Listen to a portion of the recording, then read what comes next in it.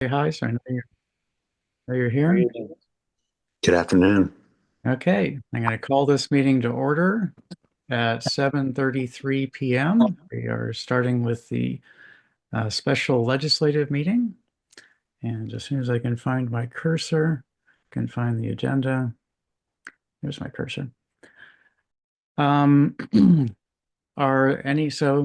council members, you have an agenda before you, or any amendments required for the agenda? And are there any conflicts of interest for agenda items? No conflicts or agendas.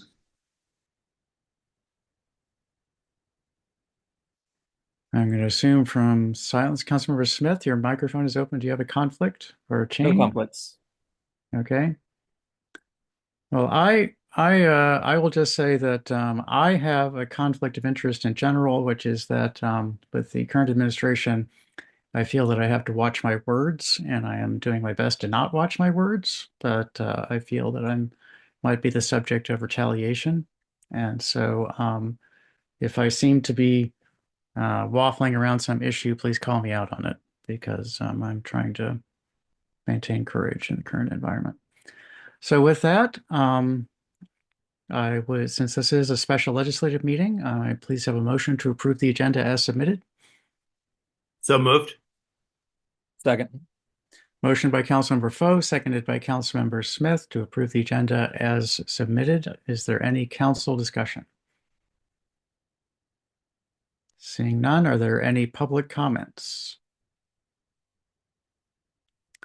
Seeing none, I'll do a roll call vote. Councilmember Smith, Aye.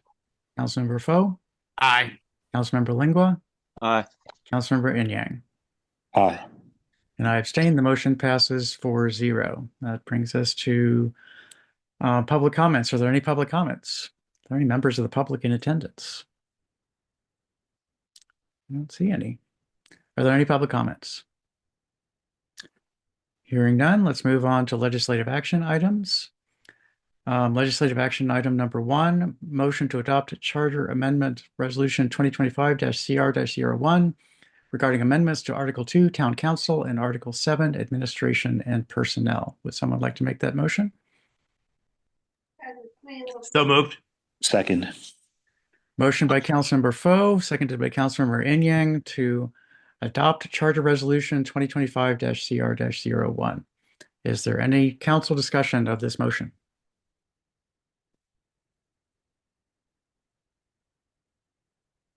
Just so everyone knows, this is the charter amendment to create the position of Deputy Town Manager and set the duties, appointment process, et cetera, for that position. Are there any public comments on this motion? Hearing none, I'll do a roll call vote. Councilmember Smith, Aye. Councilmember Foe, Aye. Councilmember Lingua, Aye. Councilmember Inyang, Aye. and I abstain. The motion passes 4-0. Moving on to, let me a second just here to mark up my agenda. I hate it when I lose my place. Okay, there we go. I don't have permission to write to that file. Okay, well, that's fine. Okay, next item on the agenda. May I please have a motion to adopt ordinance 2025-OR-01 regarding amendments to Chapter 2 and Section 6, unclassified service offices and positions. This is also to support the deputy town manager. So moved. Seconded. Motion by Councilmember Lingua, seconded by Councilmember Foe to adopt ordinance 2025-OR-01 regarding amendments to Chapter 2, Section 6, unclassified service offices and positions. Is there any council discussion of this motion?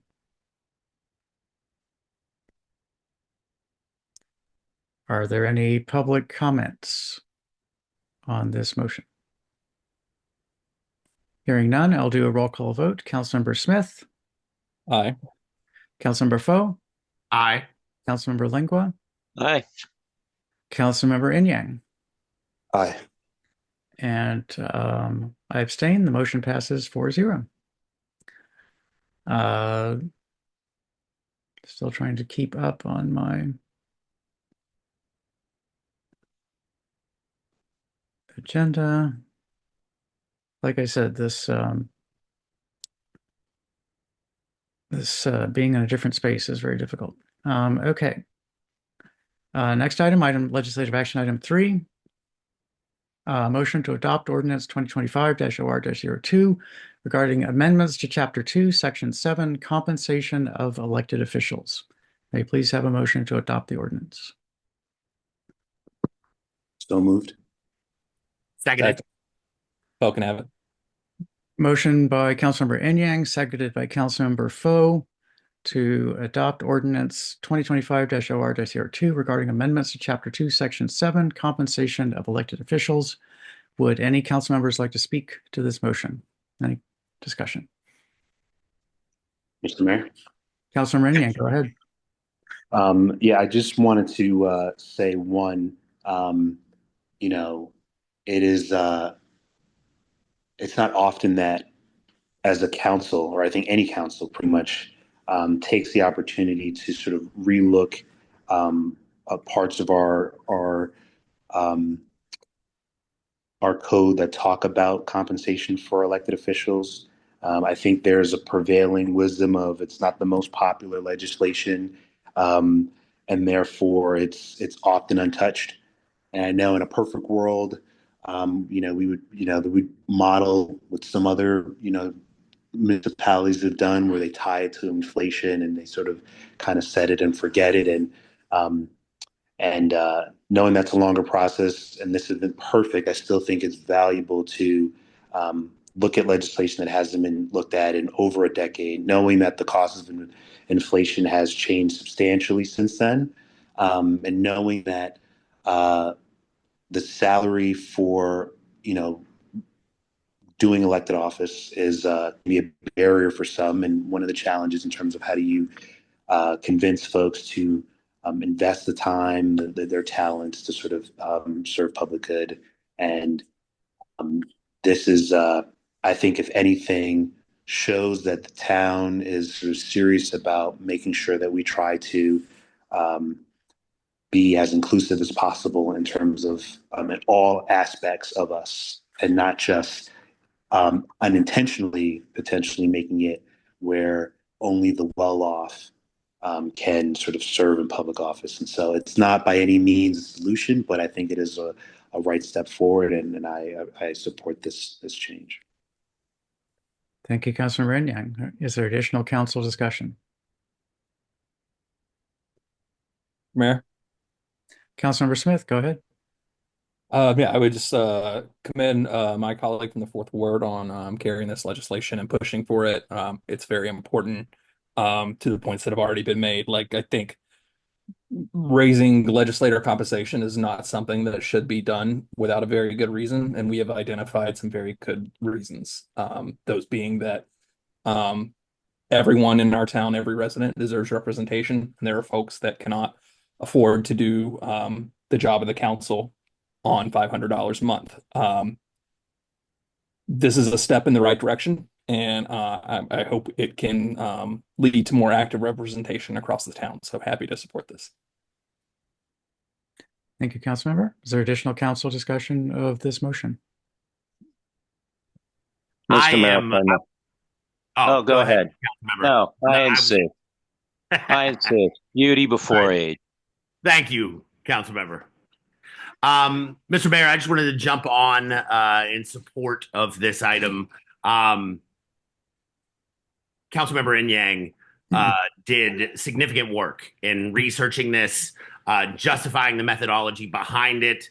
Councilmember Smith has always advocated that we always have a propensity to see representation from currently as it sits, Ward 1 through 4.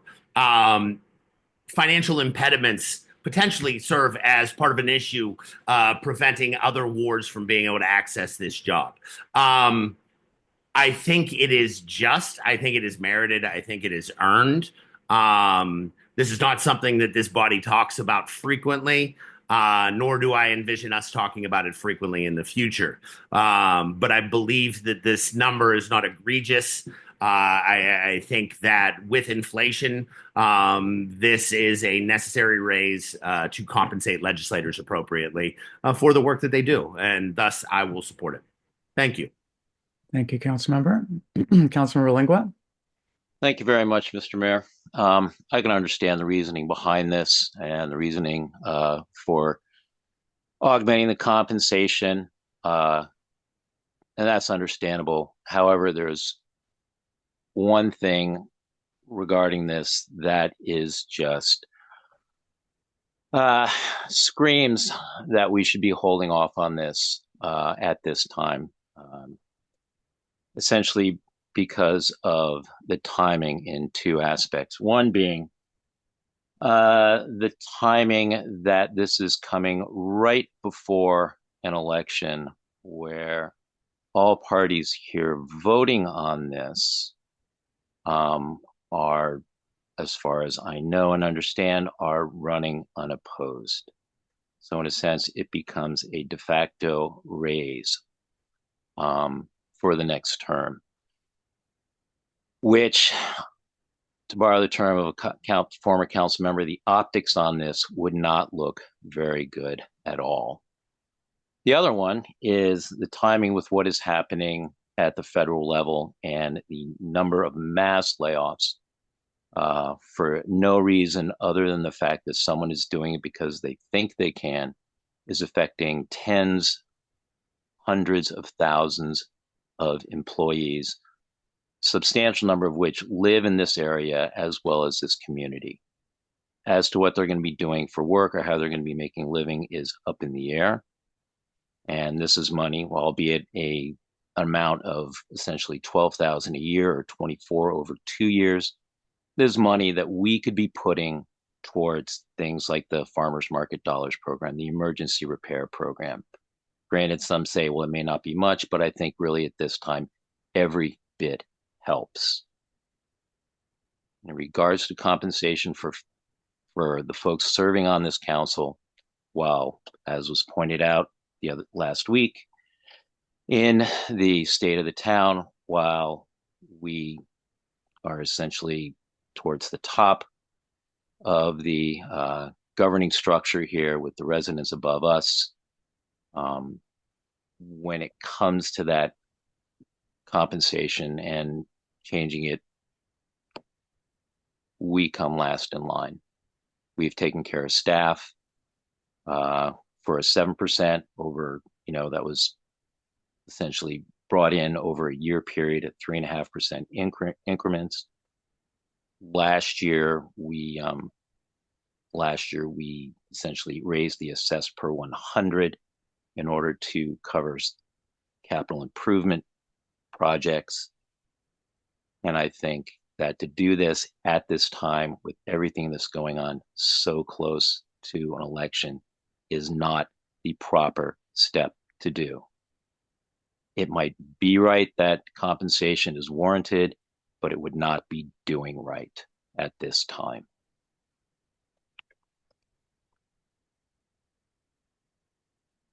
Does that conclude your remarks, Councilmember? Yes, it does. Okay, thank you. So everyone's had one turn. Does anyone on the council wish to take a second turn at this time? Mr. Mayor. Councilor Yang, go ahead.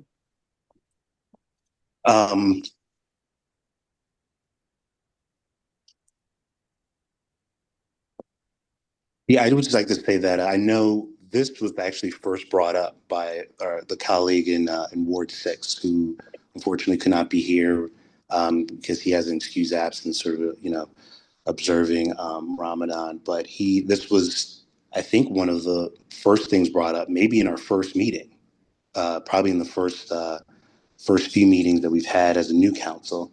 And we sort of tabled it knowing that the impacts wouldn't be sort of felt for 2 years or so. And maybe that was misguided in retrospect. But I think that um,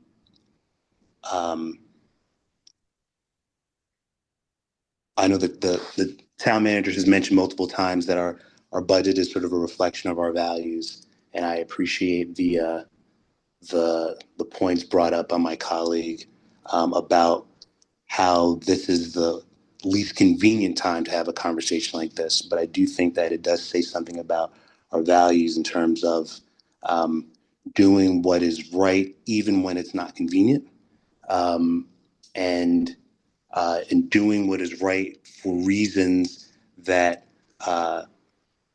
would hopefully encourage others who may not have the opportunity or who may be deciding between is it worth a babysitter or taking another shift or doing this type of work, and who are obviously choosing not to, as we have an uncontested election um, in every ward, and then in one ward we have no one running, and so um, it's probably one part of a larger conversation on what do we need to do to further engage residents to do this work, but I can speak for myself in that as a husband to a federal employee, um, I know that it's challenging sometimes to make the sacrifice to do this work, knowing the uncertainty of what's happening, and um, I feel better knowing that, despite all that, as a town, we value that everybody's work counts. Whether you are a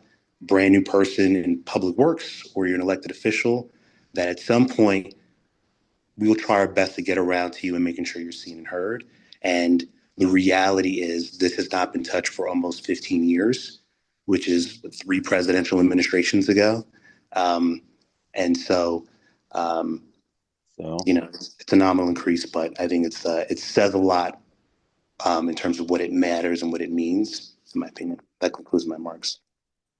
Thank you, Councilmember Enyang. Is there additional council discussion of this motion?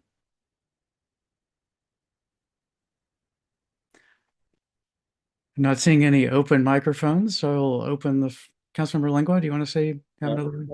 yes, Mr. I just want to clarify the point I made, the last point that I made, that while there's an understanding, while it would make sense to do this, and when it has been done before, it has been done early in a term for the next term, because really at that point, no one knows what exactly they might be doing at that time when elections come around again. Again, this happening so close to an election, an uncontested election, I don't think would look very good to the residents. Also, like as I had said before, while I see the reasoning behind it, the timing on this is inopportune. And while it may be something where they'd be right, it would be right to raise it at this time, this close to an election, with the number of people who are being laid off, and essentially now something that is similar to the scale of what we had to do to help address folks who were affected by the pandemic. I think it may be on us again to help the folks who are affected by this, because we do not know how long these folks like this are going to be out of a job, and that to be taking this money and putting it here as opposed to putting it into programs that can help residents in town is really a better approach, and it would be be a better use of that money towards that end. Whereas if the council wants to look early on in the next term to look at doing both the COLA adjustment legislation as well as doing raising the base amount for the session that would come in 2027. Be happy to work towards that, but I just think at this time this is not the right thing to do. It would not be doing right. Okay. Um, any additional Councilmember Foe, go ahead. Thank you, Mr. Mayor. I think it's tough anytime when a legislator's voting for a pay raise. And I think this I'm not trying to exclude Councilmember Smith or Councilmember Inyang, but this is my 8th year in this council. I believe it's Councilman Lingua's 18th. Mayor Thompson, you would not benefit from this at all. But like, if we're talking about a morality clause, timing behind this. I don't know many jobs in this country where you're not getting pay raises after 6 years, at 8 years. Yet I've seemed to find 2 of them in my public life. I don't frequently advocate on behalf of myself, but this is not egregious. We have tried to assist our residents in any way, shape, or form. This is nothing more than a tip of the cap to those people that sacrifice their time, right? My son is being put to bed by my wife right now. I am in these meetings 2 times a month. I feel as if I've earned a small raise. Councilmember Lengua, you have worked effortlessly behind of your constituents for years. And I recognize this as a conscious ploy, but like not simultaneously, you too have earned this. I just want to make sure that in this hemming and hawing, we do recognize that we do the public good. I, of course, would advocate for a majority of our monies to be spent on our constituents and our staffing. I think those things are the most important things that we do. But I can look at these monies and say, we've put in the time and we deserve this. And I don't feel morally confused by saying that. One does not have to, like, we don't have to connect this to something else. We can just say that we're appropriately compensating legislators. And that's how I choose to make my argument. Thank you. Thank you, Councilmember. I think that everyone except Councilmember Smith has exhausted their 2 opportunities to speak. Councilmember Smith, do you want to say anything or are you set? Thank you, Mr. Mayor. I would just add that there are any number of nonprofits serving communities in our area, including CCAR, CDC, and others, in the town itself, that we are all, perfectly free if we are willing and able to write a check back to the town or any of those folks serving our community for the amount of the raise we're talking about here, if we feel comfortable accepting it. That's an option available to everyone. I plan to consider it myself, so would encourage folks to consider that. Thank you, Councilmember Smith. Are there any, it looks like we have a member of the public perhaps. Are there public comments on this item?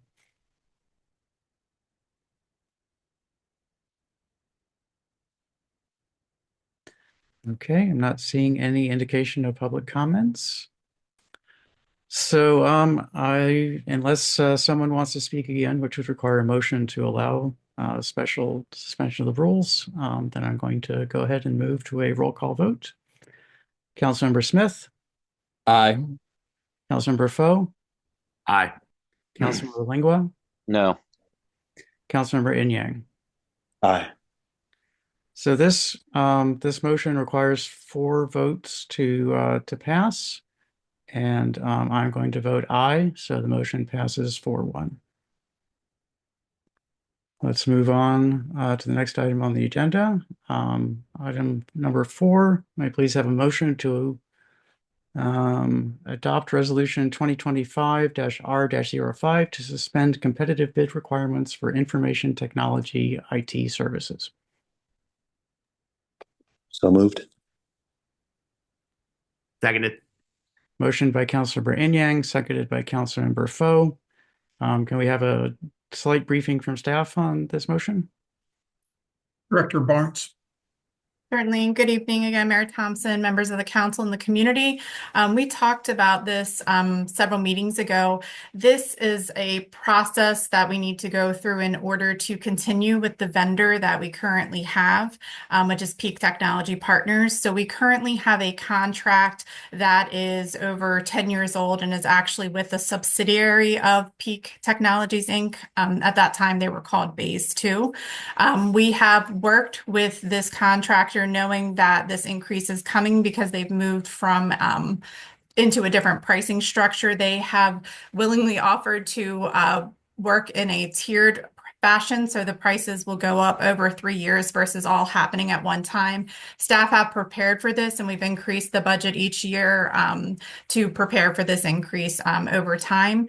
We are happy with the services that Peak provides. We are also in the process of having a security risk assessment, which is required by the state of Maryland to meet the minimum cybersecurity requirements, and we're about 6 months into that process.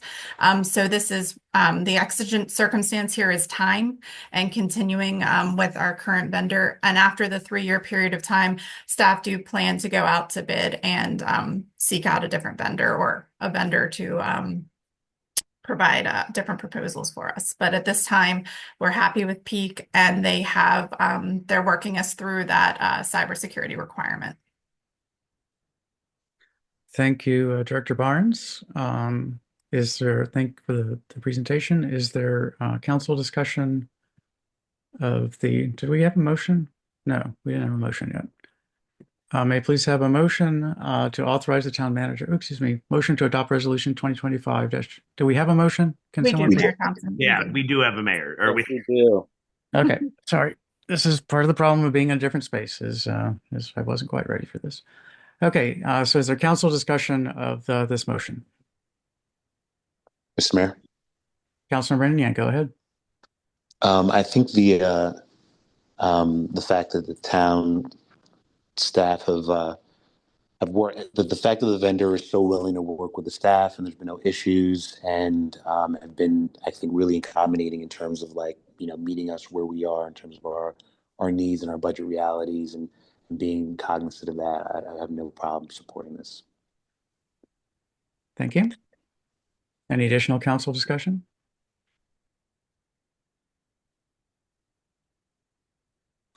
Okay, are there any public comments? Hearing none, I'll do a roll call vote. Councilmember Smith. Aye. Councilmember Foe. Aye. Councilmember Lingua. Aye. Councilmember Inyang. Aye. And I abstain. The motion passes 4-0. Let's move on to agenda item 5. Okay, so that was to suspend competitive bid requirements. And now agenda item 5, motion to authorize the town manager to enter into a 3-year agreement with Peak Technology Partners, LLC for information technology IT services. May I have such a motion? So moved. seconded. Motion by Councilmember Inyang, seconded by Councilmember Foe. Is there council discussion of this motion? I think it's pretty obvious what's going on here after the previous motion to suspend competitive bidding.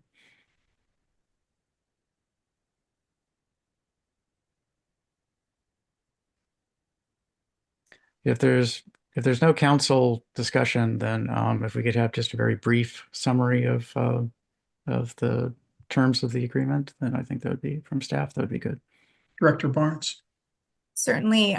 The vendor is moving to actually, shouldn't say moving to, but having dissolved the subsidiary and now created Peak. Peak has a master service agreement that covers all the different aspects of the services that they provide. This is a uniform master service agreement.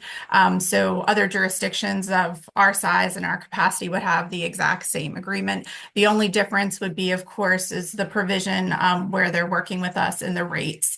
and that'll be kind of an attachment to the master service agreement. So again, it's a 3-year agreement. The rates change over the 3 years to get us to the rate that they're currently charging all of their other customers. It's going from a flat fee, which the town has really enjoyed having a flat fee for as long as we have, to a per user cost, which is pretty standard in the industry. Okay, so we're ramping up over the 3 years, and then we will be in line with the other customers of Peak. Okay, very good. Is there any council discussion? Are there any public comments on this motion? Hearing none, I do a roll call vote. Councilmember Smith, Aye. Councilmember Foe, Aye. Councilmember Lingua, Aye. Councilmember Enyang, Aye. and I abstain. The motion passes 4-0. Next item is agenda legislative action item number 6, motion to authorize the town manager to purchase a 2024 Ram 2500 tradesman pickup truck for $100,925 through Sourcewell Cooperative Purchasing Agreement. May I please have such a motion? So moved. Second. Motion by Councilmember Foe, seconded by Councilmember Enyang. Is there council discussion of this motion? Mr. Mayor, Councilmember Enyang, go ahead. these types of trucks, and maybe this was brought up last meeting in terms of how I remember a few months ago when we were talking about the procurement process for vehicles that I know that we participate is different than just going to a car dealership and getting what you need. The availability of this truck, the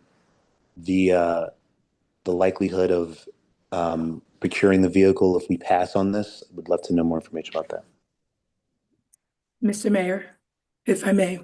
Director Lewis, please go ahead. Yes, good evening, everyone. This vehicle is currently available. We checked as recently as midweek last week. Okay. Staff has been working with this dealership for over 3 months, maybe 4. Okay. Does But that they answer, confirm- Yes. does that answer your question, Councilmember Enyang?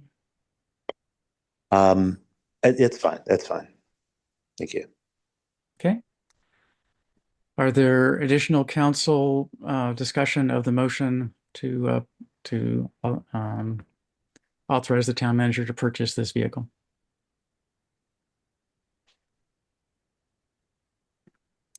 Are there any public comments on the motion to authorize the town manager to purchase this Ram 2024 Ram 2500 tradesman pickup truck?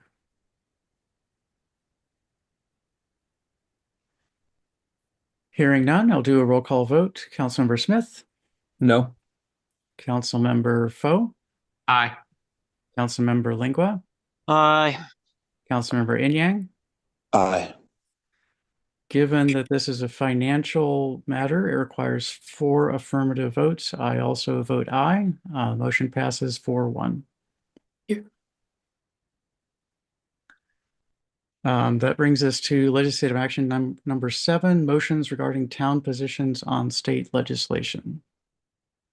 And if we could go ahead and is there a presentation from staff on this? Director Barnes, can you provide an update? Certainly. Since we last talked about the legislation that is on the list and on the cover memo, switchover or crossover rather has happened. And so several of these pieces of legislation are not necessarily viable at this point. They didn't make it through crossover.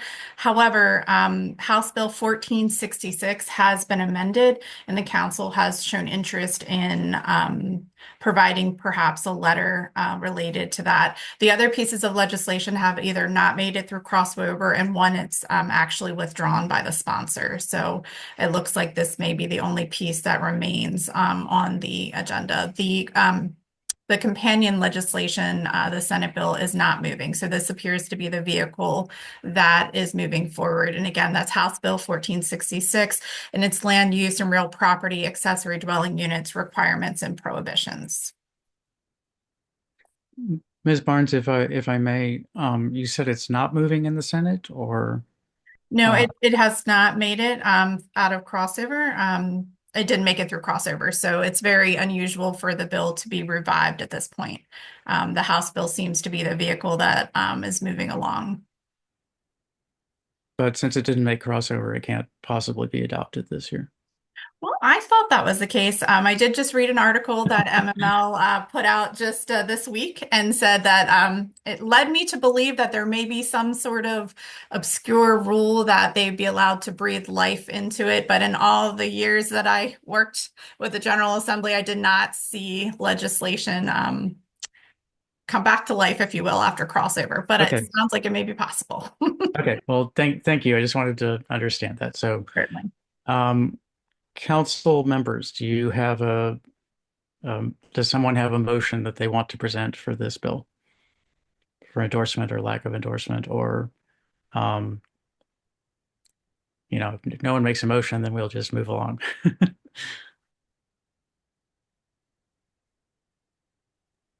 Mr. Mayor, Councilmember Smith. is the question about making a motion to express support for this legislation? Yes, the item that we could do is to say, the town council would send a letter of support in 1488. Is that the number, Director Barnes? 1466. Oh, sorry, had a Okay. couple of repeated digits there. So the motion would be to send a letter of support from the town for House Bill 1466.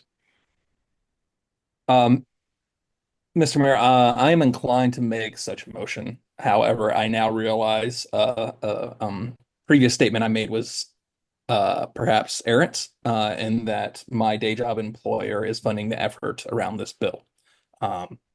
So if any other members of the council are interested in making such a motion, I would be appreciative, but I'm going to withhold given that conflict of interest. Okay, Mr. Mayor, Councilmember Foe. I would like to motion that town staff write a letter in support of House Bill 1466 concerning land use and real property accessory dwelling units. I believe that it could be very beneficial to the housing crisis that we currently live in. Okay, so that's the motion. Is there a second? Second. Okay, motion is made by Councilmember Foe, seconded by Councilmember Inyang, to have the town write a letter of support for House Bill 1466. And is there discussion of this motion? Mr. Mayor. Councilmember Foe, go ahead. As I previously mentioned, we have a housing crisis in the country. We have a significant amount of space in this community that could be utilized to allow less earning income families an opportunity to live and access everything that is incredible about this community. I think any opportunity that we can also supports this idea that potential rent income could impact positively people within our communities. These are the primary driving factors for me in supporting this type of legislation. Okay, thank you. Any additional council discussion? Mr. Mayor, if I may. Councilmember Lingua, go ahead. Well, Mr. Mayor, I would just love to know where this extra space is, because I know down in this neck of the woods, there isn't any such extra space. We have streets now we have so much parking on the streets now that cars are just barely able to make it through, let alone public safety vehicles being able to make it through. We have yards that are fairly close already to the minimum square footage of, I believe it's 6,500 square feet for a single family detached.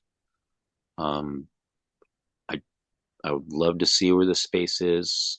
I think something like this could adversely affect neighborhoods to the detriment. Yes, I realize that there is a substantial housing issue that needs to be addressed. I just have a feeling the impacts, I know at least in this part of town, in Ward 3, would be severely impacted, not for the better. Thank you, Councilmember. Is there additional council discussion?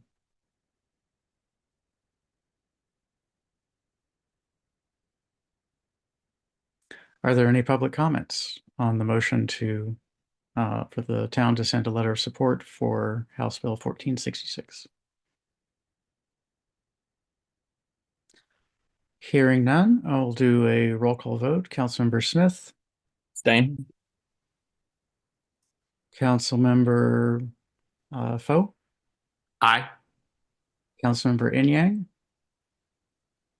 Excuse me, Councilmember Lingua. Oh, Councilmember Lingua, sorry. Thank you, Mr. Mayor.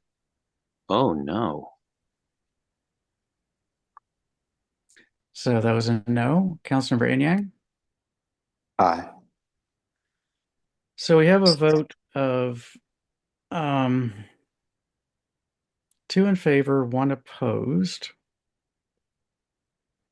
Excuse me. 2 in favor, 1 opposed, 1 abstention.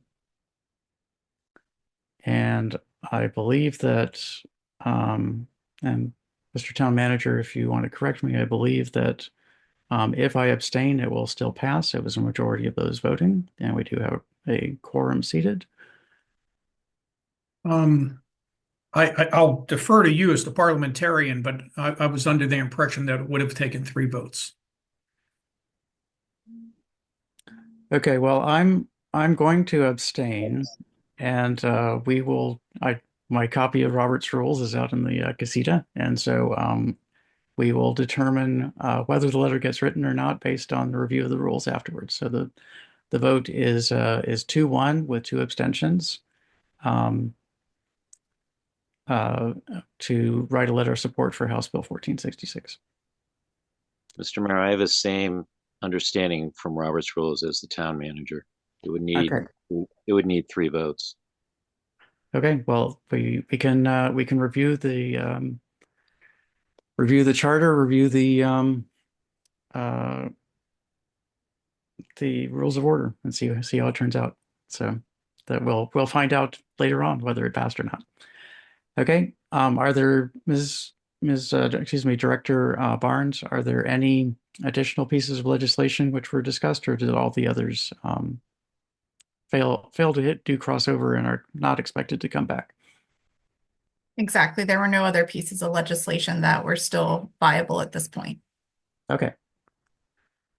Then let's move along on the agenda. Next item on the agenda is a funny one. It is a motion to recess this special legislative meeting until the end of the March 24th, 2025 work session. And I'll just say the reason for this is that we are going to have a closed session, move to closed session, and discuss performance evaluation for the town manager, but that will happen when we resume this meeting. So with that, may I please have a motion to recess the March 24, 2025 special legislative meeting until the end of the March 24, 2025 work session. So moved. Seconded. Motion by Councilmember Inyang, seconded by Councilmember Foe. Is there any discussion of this motion? Are there any public comments? Hearing none, I will do a roll call vote. Councilmember Smith, Aye. Councilmember Foe, Aye. Councilmember Lingua, Aye. Councilmember Inyang. Aye. And I abstain. The motion passes 4-0. We are adjourned from the special legislative session until the end of the work session. So we will immediately move into the work session, starting at call to order at 8:17 p.m. This is a less formal meeting, so I'll just ask if there are any amendments to the agenda or any conflicts of interest that you would like to reveal for any agenda items.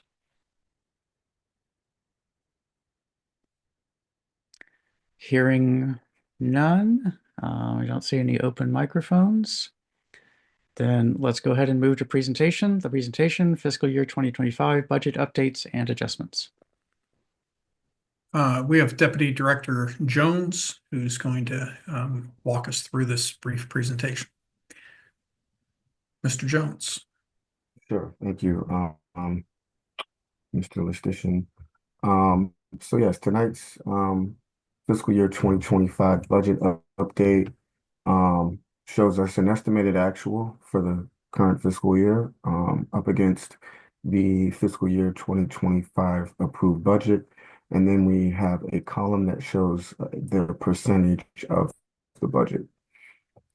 So yes, we have broken this down into operating revenue and operating expenditures. These estimated actuals are subject to change as we get additional information. So the numbers that you see here tonight most likely will be updated as we approach fiscal year 2026 budget presentation. Those estimated actuals there will probably look different than what we have tonight. But yeah, everything that we have is based off of the information we have now as we proceed with fiscal year 2026 budget. So the first category we have is local taxes. We have an estimated actual amount of 7,819,616 against the 7,696,137 budget. We do anticipate that real estate and local tax revenue will be an estimated 2% higher than what we had budgeted there. Next, we have the licenses and permits. Estimated actual amount is 212,000. We have an approved amount of 229,000. At this point, our best estimation is that the business licenses and building permit revenue will be lower than what is expected. We have administrative fees. This is for the municipal. Here we have municipal infractions. We anticipate that being 3,500. With 2,100 being the budgeted amount. Fines and forfeitures, we have an estimated actual of 77,000 against a budget of 72,500. And here, the reason for that, we do anticipate having increased revenue from police reports based on where we are right now. Next is the automated safety programs. So we have an amount of 2,111,000. The approved amount was 2,168,000. When we put the budget together at this time last year, we had anticipated that the red light cameras would be in operation, but due to several delays, as we're currently waiting for Pepco to provide electricity to the poles, we did have to reduce that estimated actual amount. But we did make up for it though with additional speed camera revenue. So that number will be at about 97% of what we had budgeted. Next category is intergovernmental revenues. We have an estimated actual amount of 308,000, an approved amount of 291,000. When we first put together the budget, we were conservative, and the state aid for police number that we had in the budget, we will be receiving more money than we had budgeted. So that number is a little bit higher there. The reimbursements, rebates, and refunds up. We have an estimated actual of 25,000. The approved budget 22,000. So not much additional there, but it is a little bit higher.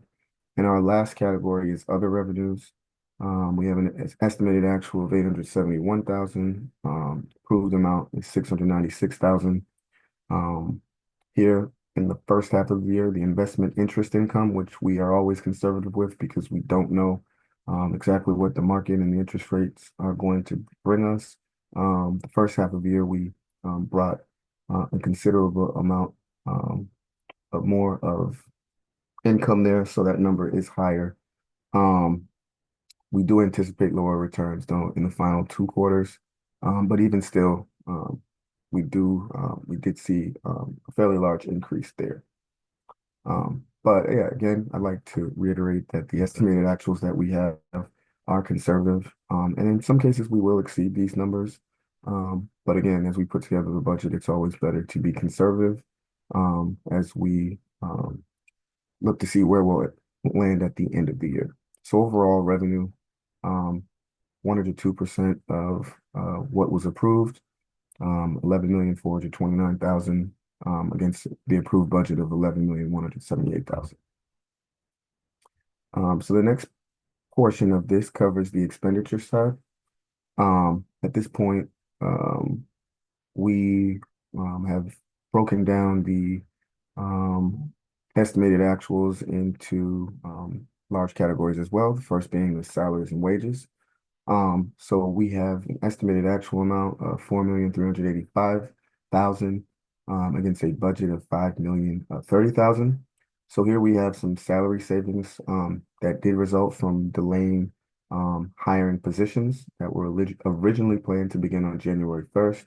This included the communications and finance manager position, as well as 2 police officer positions that were planned for October but filled in March. So these savings have helped to preserve some savings there. And we continue to monitor as we build the fiscal year 2026. The same can be said for the benefits. We have a 2,101,000 there against a budget of 2,414,000. Overtime, we do anticipate to be over by 11%, but that comes when you don't fill those positions. So the overtime is expected to be higher. For contractual services, we have a total of 1,868,000 with an approved amount of 1,861,000. For here, a budget amendment may be needed to address the higher expenditures for the speed camera revenue. But we'll continue to monitor that as we approach the end of the fiscal year. Operating expenditures, estimated actual is 1,127,000, which is about 99% of what we had budgeted there. The other expenditure category, we have an estimated actual of 139,000 against an approved amount of 265,000. We do expect some significant savings there, as that's the category where we have the contingency clause for $100,000 that we don't anticipate having to tap into for this fiscal year. So that's where we'll have savings. The weather response services, 28,000 is the estimated actual, which is what we had budgeted. Municipal center buildings, we have an estimated actual going over by about 8,000. 116,000 was the estimated actual. The municipal center building, 108,000 is the total. Community events, 108,000 is the estimated actual against the 106,000 approved budget. And then the last category is community grants. We have an estimated actual of 100,000 against an approved amount of 117,000. So all in all, with the 90% of the budgeted amount for expenditures and then coming in at 102% of what we had for total revenue, at this point, we do expect to have a revenue and expenditure amount, which we anticipate having to use for fiscal year 2026. So again, these numbers are subject to change, but at this point, this is where we have landed for the estimated actuals as we continue to build the budget.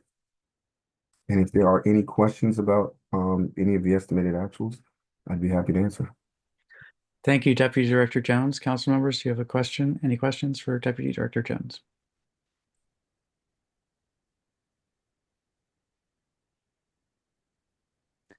If Director Lewis is here, or if you know Deputy Director Jones, I'm just curious about the overrun on the municipals. Oh, is the municipal center buildings, is that the building contract, or is that maintenance of buildings? So yeah, that's the maintenance of all of the buildings, the town center building, Public Works, the police building, and then we added the new auxiliary category that includes the new building, the Boys and Girls Club, that one there. So all of the operating expenses, including electricity, gas, maintenance, and such. Okay. I always feel like we've been, under or on that before. And it's just curious as to why we ended up over. Maybe it's the former Boys and Girls Club still called that building that added some costs that weren't expected. But okay. And if I may, Mr. Mayor, also includes the train station building. Okay, thank you. Appreciate that. Any additional council questions or comments? Any public questions or comments? Okay, thank you for the report, Deputy Director Jones. And let's move on the agenda. Next item is the mayor's report. I will hold my remarks for next week. So there'll be no mayor's report this week. Mr. Town Manager, that brings you. Yes, Mr. Mayor, members of the council, good evening, and a few things of interest, I'm sure, for the community and the council. So first is the work that CSX is going to be doing. I received an email late tonight, so we're going to have to check on their start date. They had told us March 28th, and the most recent email, they're saying March 27th. So it's either going to be the 27th or the 28th for the start, and they will work through April 2nd. So as soon as we have clarity on the start date, we'll make sure we update our public information. But at the crossing, it will be closed to both vehicle and pedestrian traffic, bicycle traffic, everything for the duration of that work. We've been assured that the commuter train, the MARC commuter train, will be able to run. They're going to do work that would prohibit train traffic over the weekend. I would say that we'll stay in close contact with CSX's contractors and push out information as soon as we know if there's a delay on that. More good news, and this is good news. And the crossing's good news too. It needs done.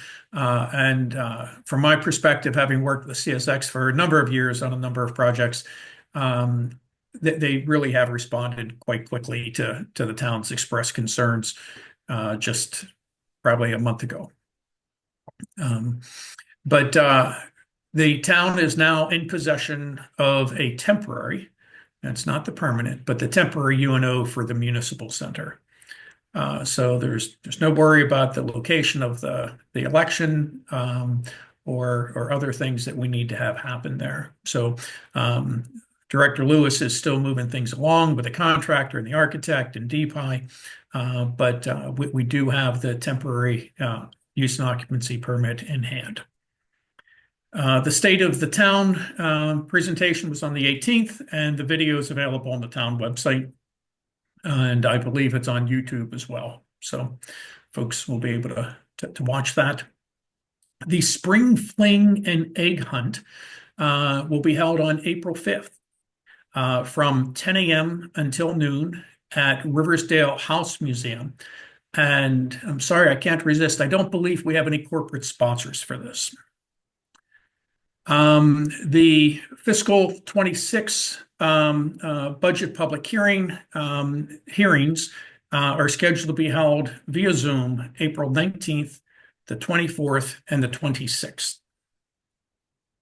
And referring the mayor and council back to a letter that you all directed be sent in support of a grant for Casey's trees, they received the grant. So just a little update there. And that's all I have this evening, Mr. Mayor. Thank you, Mr. Town Manager. Congratulations on the temporary UNO. That's very exciting and, as you say, very good news. Councilmember Smith, you have a question. Thank you, Mr. Mayor. Mr. Town Manager, will the display board in Town Center, I know we're pushing up close on that closure, but will that be updated to notify residents of that information? Absolutely, sir. And we're going to do outreach to all the businesses in the area.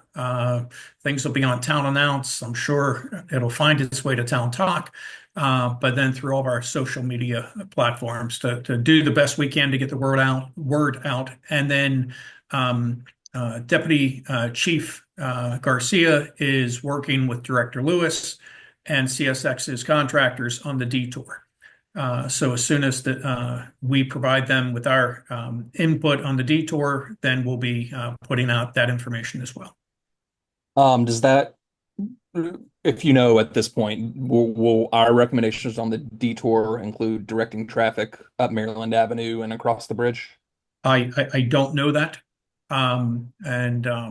So we'll send something out to the council as soon as Director Lewis and the deputy chief have an opportunity to collaborate on that.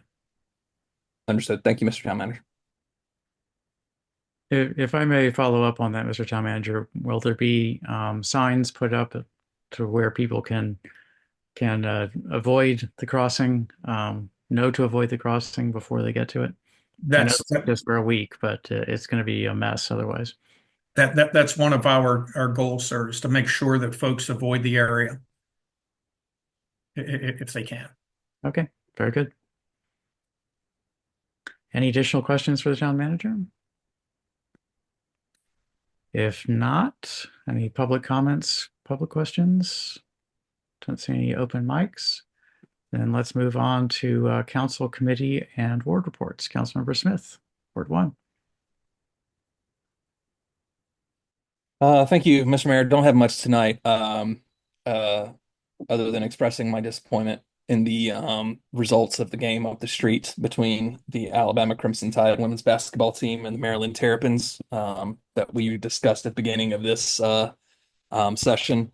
Unfortunately, my beloved Crimson Tide did not prevail, but congratulations to all of our residents who are Terps.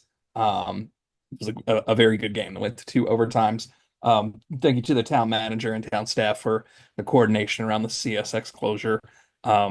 And agree with the mayor that we need to make sure that it is well signed before folks get to that intersection, that they should turn around and figure out a different way. Otherwise, we'll have U-turns all along Queensbury and backups and congestion and all that. And I know that your team is on top of it, Mr. Town Manager. So thank you for that. That's all I have for this evening, Mr. Mayor. Thank you.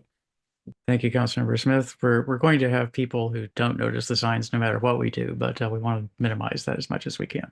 So let's all just be ready for some trouble because it's coming. Councilmember Foe sent me a message that he is deferring his report until next week. So let's move on to Councilmember Linville, Ward 3. Well, that's interesting. I've had a number of residents ask about who are working on the project in conjunction with Maryland National Capital Park and Planning for clearing out the area where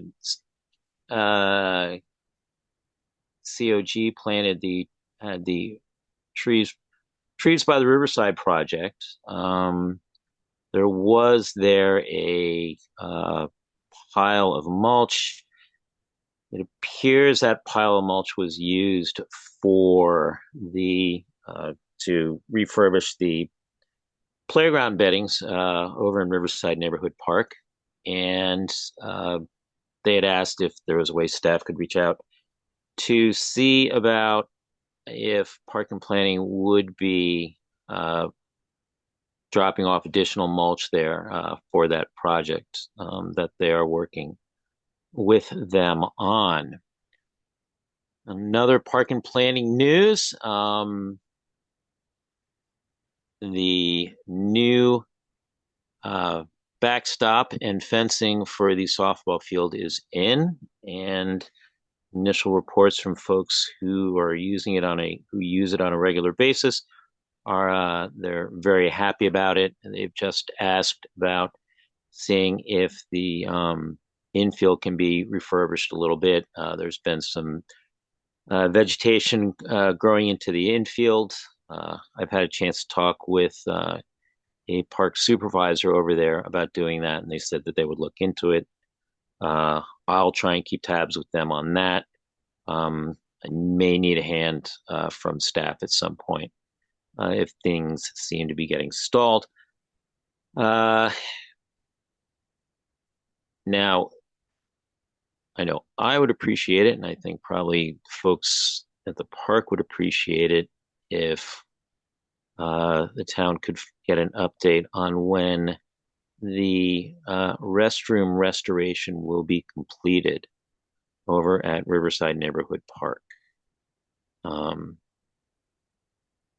Being that they are still closed, being that the Porta-John they have there now, it's not regularly tended to, unfortunately. It's led to folks relieving themselves around the perimeter of the building. I've had some reports about, again, some issues over with the industrial property at the intersections of Lafayette, 47th, and Nicholson. I will be sure to send those along to staff for follow-up. My apologies for not doing so earlier. And with that, I will conclude my report. Thank you, Councilmember Lingua. I believe that Councilmember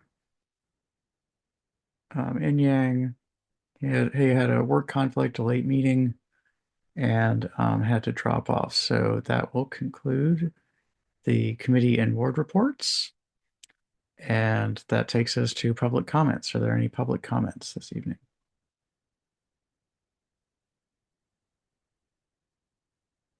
I don't see any open microphones. So let's keep moving to work session discussion items.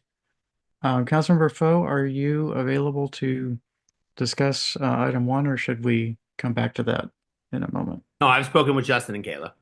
Okay. No, this was about whether you had a brief. No, it was situation like- helping the beginning of bedtime routine I had to assist with. Okay, very good. So can you please speak to let's go ahead and have staff review the item, and then you can speak to it. Staff? Either Director Barnes or Chelton? Good evening, Mayor Thompson and members of the council. The town recently received an application for a 6-foot fence in the backyard of 4712 Sheridan Street. Like we all like to hear, this is the removal of chain link fencing to install a wood fence. I spoke with the applicant this evening. Unfortunately, she wasn't able to attend, but she did share that this is a project that she's working on with her neighbors. So she does have support from the neighbor. It sounds like they're working together to have the fence built. Otherwise, all of the other requirements appear to be have been met. They have their permit from the county, and staff have already been out to take a look at the property as well.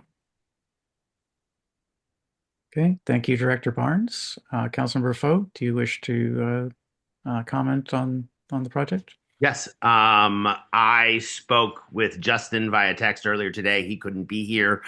He's on a work trip to New York City.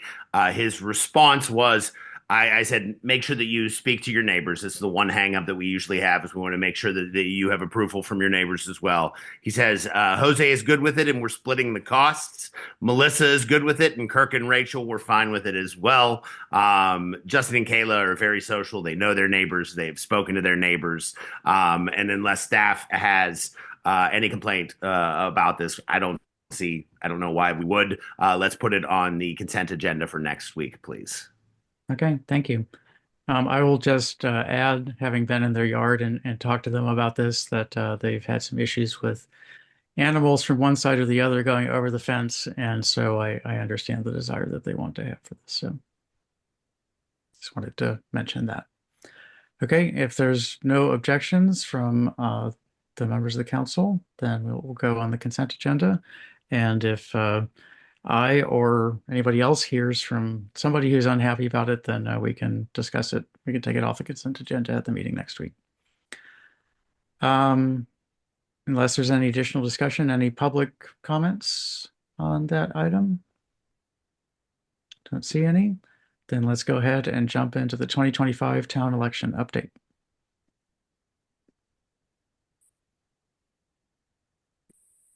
Good evening, Mayor Thompson and members of the council. We have Kate Kelly here with us tonight to provide an update from the Board of Elections.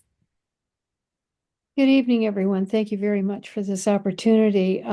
You will have seen that there's been a memo prepared very helpfully by town staff concerning our progress toward the election.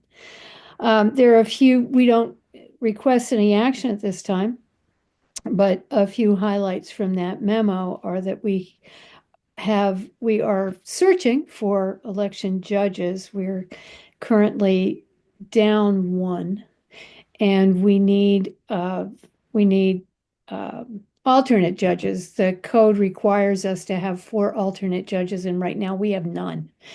And so we need 4. And so if you know of anyone who would be interested in helping us out, we would sure like to know about that. We're talking to people in our own neighborhoods, but as you know, it's difficult to get people to sign up for that. It's a considerable commitment. It's 2 days, including training time, and people are reluctant. But we're trying. We're going to keep pushing. We also need a Board of Election Appeals. Right now, I believe we need 4 people to serve on the board altogether. Ms. Barnes can probably correct me if I'm wrong here. I believe the requirement is for 4, and we have 3 who have committed. So we need, oh no, I'm wrong. I think we need 7. Correct. I'm sorry, I misspoke. We need 7, we have 3, we need 4. So again, the commitment to be on the Board of Election Appeals is slightly less because we hope that there would never be an appeal of an election. And so it's a nice job to hold, and you probably don't have to do very much. So far, we have sent out and received back candidate packets for all wards and the mayor's race except Ward 5. And because we had some questions concerning the way that write-in candidates might come to the fore for that ward, for Ward 5, but also in other situations, we consulted with the town attorney, Mr. Sussman, the other night at our regular monthly meeting, and he clarified the requirements for write-in candidates to run and win.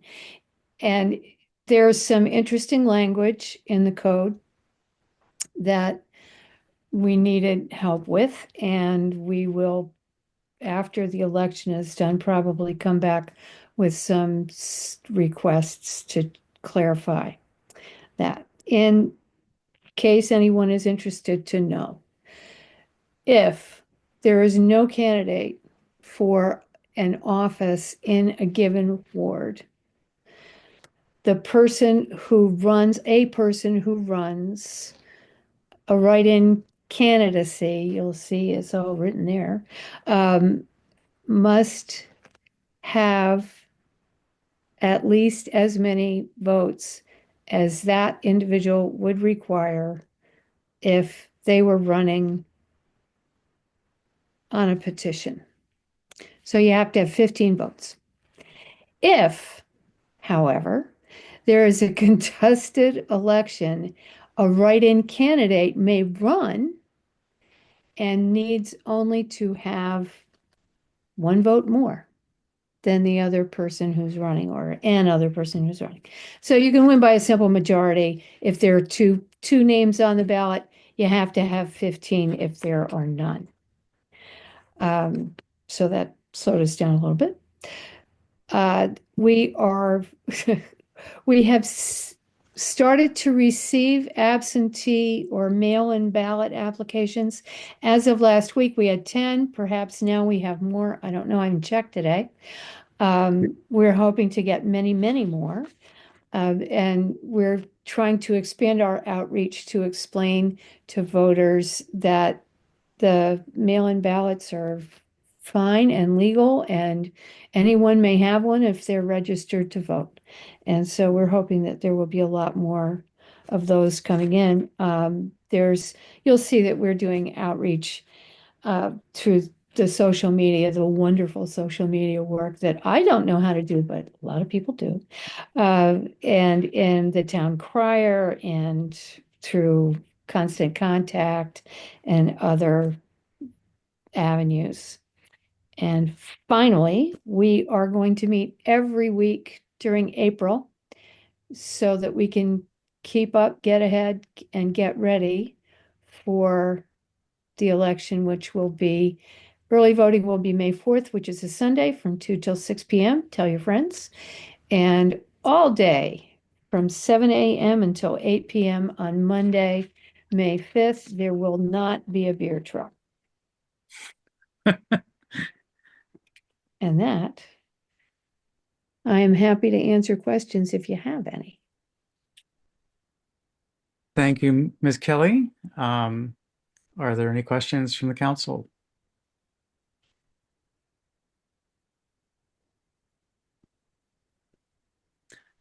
Okay. Are there any comments from the public?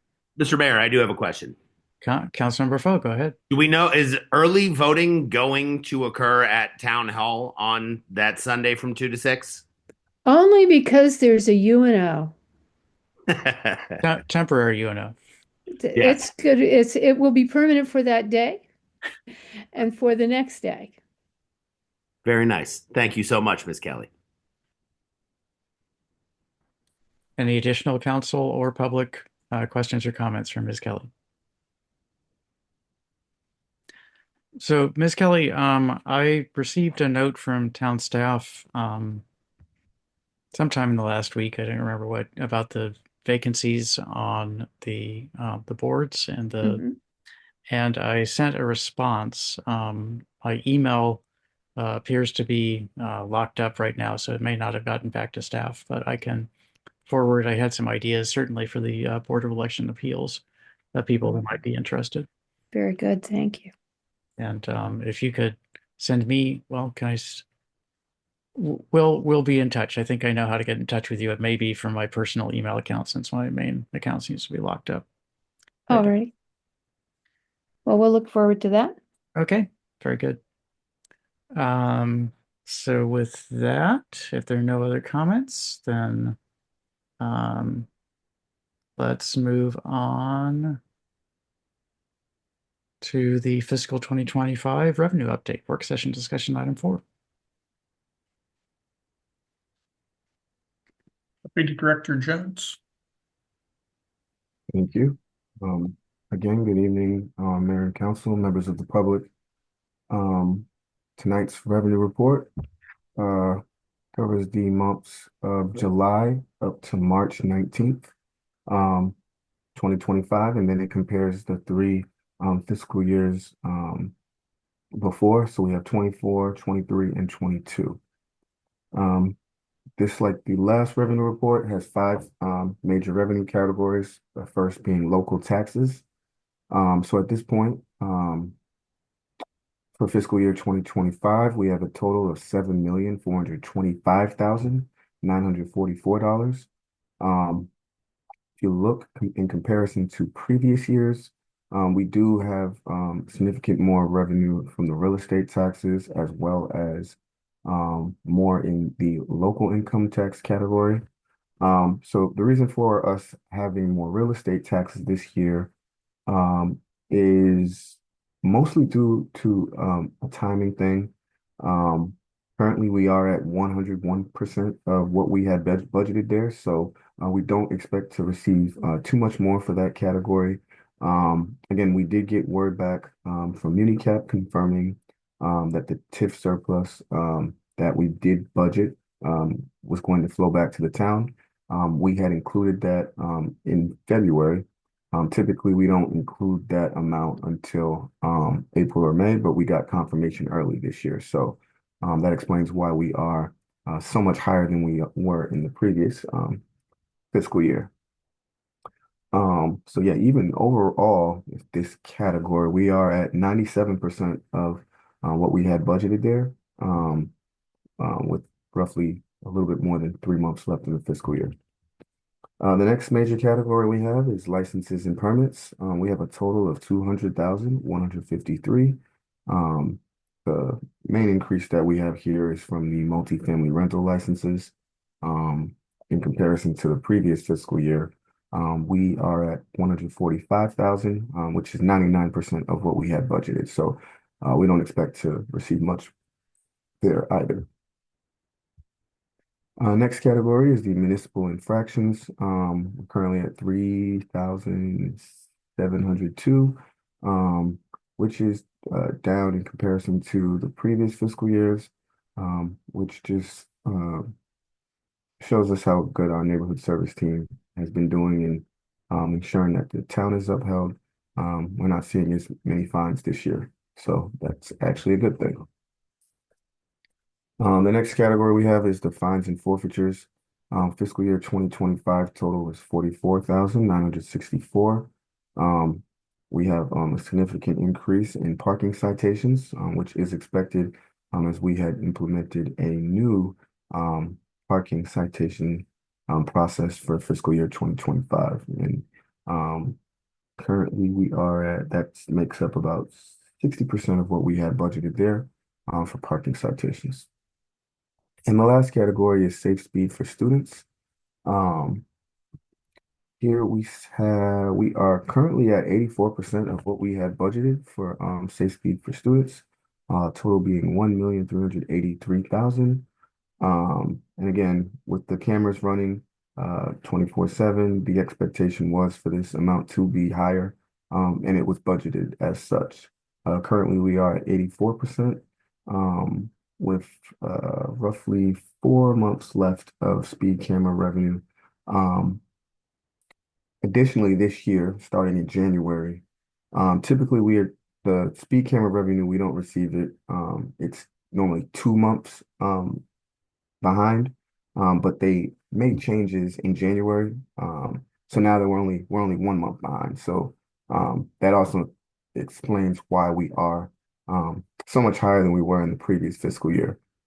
So a bit of it is timing and a bit of it is attributed to the cameras running 24/7, as well as the additional cameras. So yes, overall, at this point, I would say that the town is in strong financial position as far as it pertains to meeting the budgeted revenue, which I just covered in the previous presentation, and that it will be fully received by the end of the fiscal year. So we do expect to receive all revenues with maybe about 2% more than what we had budgeted. So this does lead to some potential for a positive revenue net expenditure balance at the end of the fiscal year, which continues to help with town's financial outlook. So yeah, at this point, if there are any questions, I'd be happy to answer. Thank you, Deputy Director Jones. Are there questions from the council for the Deputy Director about this report?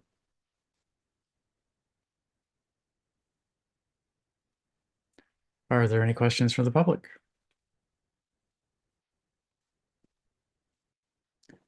Okay, hearing none. Thank you. I think you explained everything pretty well, and it's good to see that we're going to have some funds to carry over to the next fiscal year. That's always good news. Okay, let's move on to work session discussion item number 4, reappointment to Ethics Commission. Good evening again, Mayor Thompson and members of the council. No action is requested this evening. There's a member of the Ethics Commission whose term is set to expire on April the 1st, Ms. Tamika Richardson. Ms. Richardson has served, this is her first term, and she's interested in continuing to serve on the Ethics Commission. If the council decides to reappoint her, the second page of the memo has a copy of a resolution that would give her another 2 years. That would also achieve the staggered terms that we need for the other members of the Ethics Commission. So you'll have 3 that expire in 2026, and then this one will expire in 2027. Thank you. The memo also says that Corey Buford. Oh, will expire in 26. Okay. Okay. Is there council discussion of this item?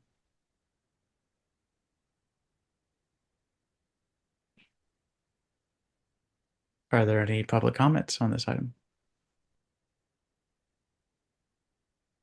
Okay, I'm pleased to hear that Ms. Richardson is interested in returning. That's always good news to have experience on the Ethics Commission, and so please let her know that appreciate that, and we'll vote this through next Monday, I presume. So thank you. Let's go on to work session discussion item number 5. This one's going to be a little bit of fun, naming of Beale Circle. Let's see where we are on that controversial topic. All right, good evening again. This topic was discussed at a previous work session. I'm going to try to walk you through it as easy as possible here.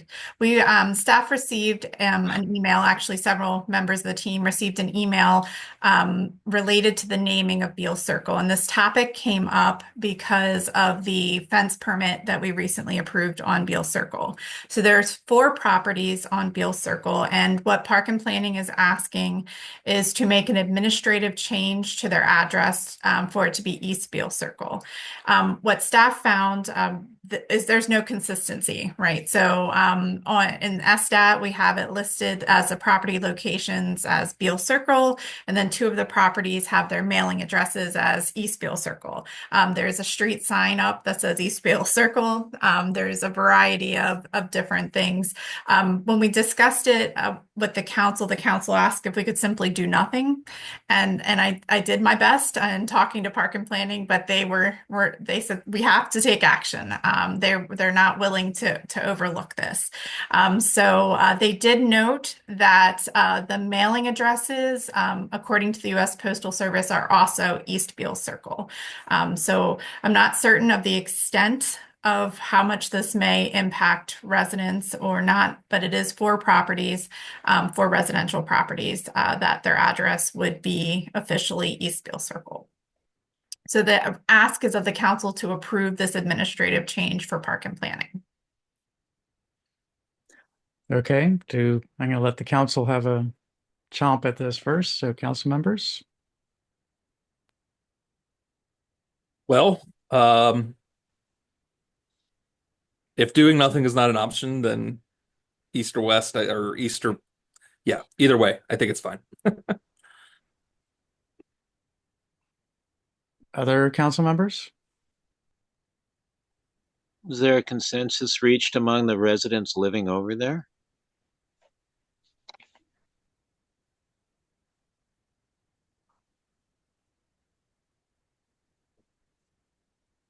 Councilmember? If that's a question for me, I have not had a chance to speak to them. Oh. So we're really kind of still here at square one for a while more. Mr. Mayor, Mr. Town Manager, go ahead. if I can ask Director Barnes, did you hear anything from MNC PPC regarding the question that Councilmember Lingwood just posed, whether or not the residents have been contacted and what their positions are? No, we have not received that response from Park and Planning. Park and Planning simply said that they would receive an official letter from them saying that their address has changed. So they have not provided any feedback on whether this has been communicated to the residents or their opinions asked of the matter.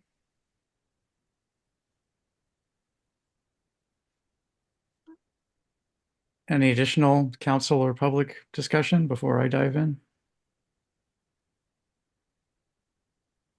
Okay, I'm just gonna dive in here. So SDAT, the State Department of Assessments and Taxation, lists the addresses as being Beale Circle. And does anyone know what the deeds for the property say? I can just imagine this turning into a Kafkaesque nightmare for the 4 residents to have all these different governmental agencies not in agreement on the name of the street. And I would say that asking MNC PPC to deal with updating their records when their main interaction is for permits, which happens occasionally, is a smaller deal than asking the State Department of Assessments and Taxation to update their records. I've had my own issues with SSTAT over the years, and unfortunately, I was hoping that Comptroller Learman was going to have more control over that than it turns out the comptroller has. But anyway, it just seems like we're setting them up for several disasters, setting up these 4 residents for potential bureaucratic disasters. And if MNC PPC was just going to do it anyway, then why did they ask? Exactly. And it may be that it doesn't matter, that that if they get their assessment, get their bill to Beal Circle and it gets delivered to their house, then that's not a big deal. And so MNC PPC's change of the street name is immaterial.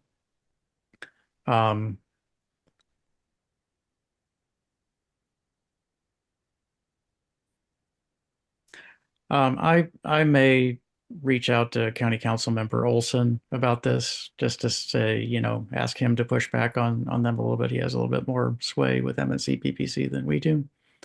But this just seems, I mean, it's what do we think? We think it's Beal Circle? We usually follow SSTAT. That's what SSTAT has. So, Okay. and that's exactly what we reported back, Mayor Thompson, is that we go by the records through SSTAT, and that's what we have on file too. But we do have a street sign that says east on it. Yes. It was a little complicated when they sent the picture with East Beal. Mr. Mayor, if I may ask clarity from Director Barnes, some of the properties in SSTAT are East Beal Circle and some of the properties in SSTAT are Beal Circle, correct? On the Actually, residential side? I'm sorry, all 4 of the premises addresses are Beal Circle. 2 of the properties have East Beal as the mailing address. And the other 2 have just Beal Circle. Or another address because it's not owner occupied. And to further complicate it, Mr. Mayor, for example, I pulled 6203 Beal Circle just now. And on the SSTAT report, the premise address is 6203 Beal Circle. The mailing address on the same SSTAT report is 6203 East Beal Circle. So I just pulled the deed, and the deed is 6203 East Beal Circle. So they have a deed that says 6203 East. They have a tax account that says the premise ID is 6203 Beal, and a mailing address back to include the East. So to your point, sir, I think there's, depending on the office you're dealing with, you're going to have some bureaucratic hurdles. Has anyone reached out to SSTAT on this to see whether they are willing to update the premises addresses to match a street name change? Staff have not, sir. Okay, if we that's something that we could do, okay, as a constituent service or resident service type thing. Okay, I would appreciate that if we could just reach out and say, we're being pressured to change the name of this street, or we are considering changing the name of this street, and what is the process for changing the SSTAT record to show the premises address as being this?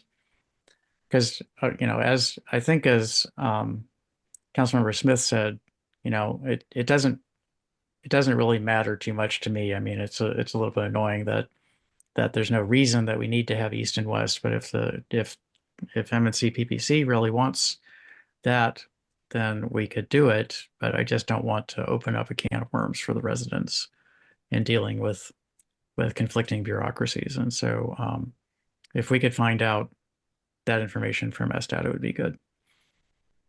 And I will reach out to Councilmember Olson just to express my annoyance with MNC PPC and see if he can please make someone feel a little bit uncomfortable about them asking, hey, is it okay if we do this, when they were just planning on doing it anyway? Or said, well, you don't have a choice. So any other discussion of this before we move on to the next item? Okay, let's move on to the Centennial +5 celebration, discussion item 6. And Director Barnes, again. Good evening again. This is a fun topic. The town centennial was supposed to be held in 2020, but due to the pandemic, it has been delayed. Some of the initial ideas that came up are included in the events that we'd like to share with you this evening. The concept for the Centennial +5 celebration is a series of smaller events versus just having one celebration. And a member of our team, Andrea Barber, joined us in November as an events coordinator, and she has an extensive background in events planning, and she's put together this great presentation on different activities that the council can consider. So tonight we're asking for your guidance, your feedback on the initial concepts. We're also asking for a preference on the week of the celebration.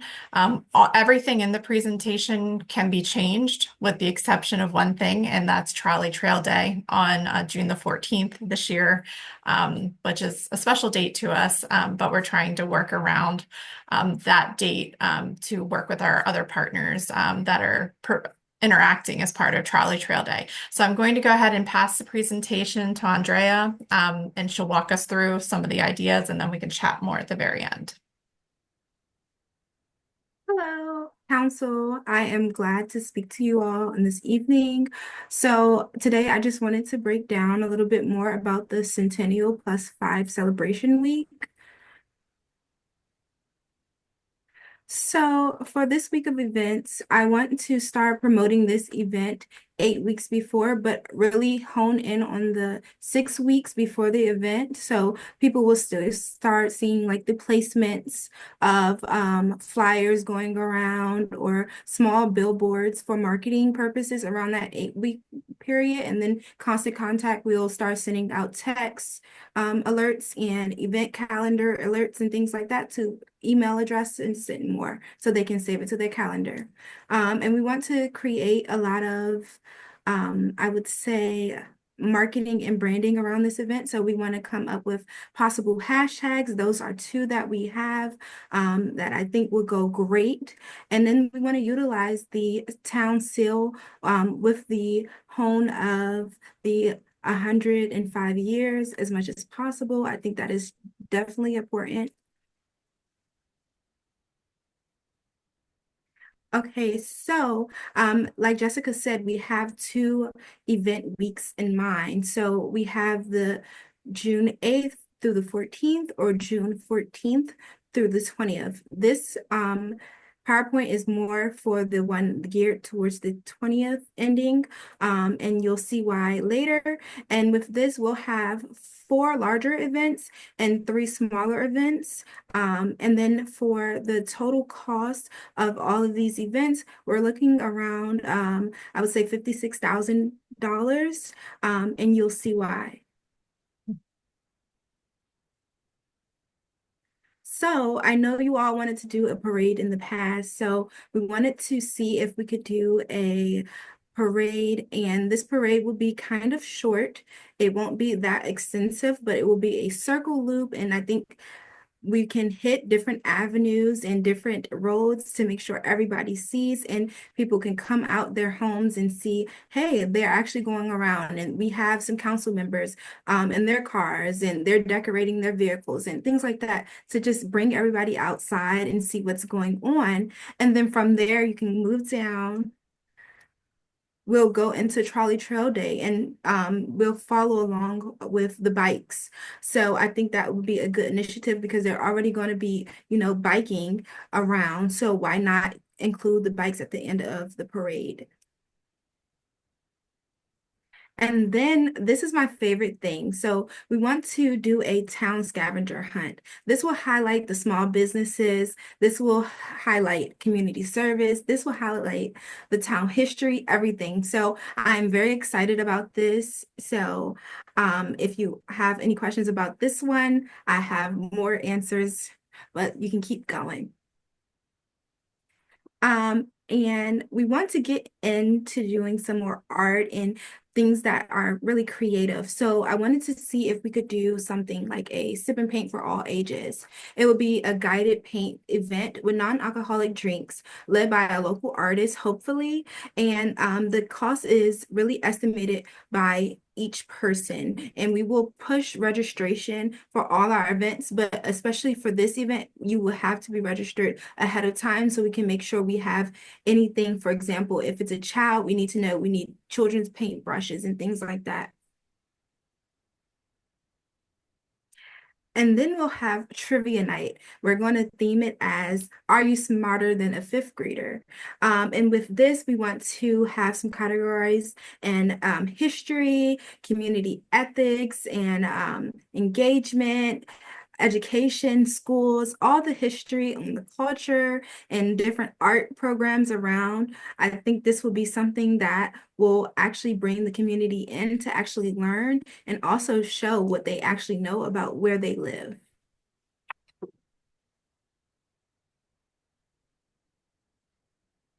And of course, it can't be a week of events if you don't have ice cream. So an ice cream social is always the best thing when weather permits. It's hot outside. Everybody wants to eat some ice cream and everybody wants to hear some cool jams. So I think this would be a perfect small event. And I think that we will have more than enough volunteers by that time with our volunteer plan that we're getting together. So I think this will flow with no problem. And then we want to do a centennial themed Build-A-Bear event for the children in the neighborhood. This will include adoption certificates and snacks. Kids love snacks. So they're going to be like, Mommy and Daddy, I need to go to this event. All my friends are going at school.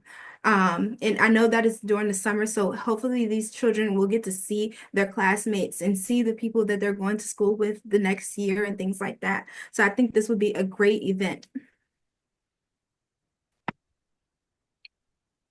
And of course, we have to have a talent show. So this talent show, we will push auditions and force the auditions as much as possible. You have to register to showcase your talent. And this way we can see the family-friendly performances and see what we have in the town. This is most important. Let's see the talent that we have around our town and in our town, but especially in our town. And then the biggest thing, the Juneteenth joy. We want to push unity in the community, and I think that would be the theme of the whole week. But this will bring unity, of course. And I feel as though with this event, we will start this event around like 6, and we will have food trucks and vendors and little things like that. But then the biggest thing is the fireworks. And for the fireworks, we do have different things that we need to get, like permits and approvals and actual vendor and first responders and things like that. So we will have a lot going on with this event, and we will need everybody's help. And I know with this event itself, we'll need a lot of staff to stay after work. And so we have to think about all the logistics with overtime and things like that. But this event will be massive. And if we can start actually pushing this out at that 8-week mark, we need everybody to know about this event so they can come into Riverdale. I know it will be traffic, so that's another thing that we'll have to think about. But I think this event will be amazing. And then we have some bonus ideas. These are smaller events as well that won't cost too much.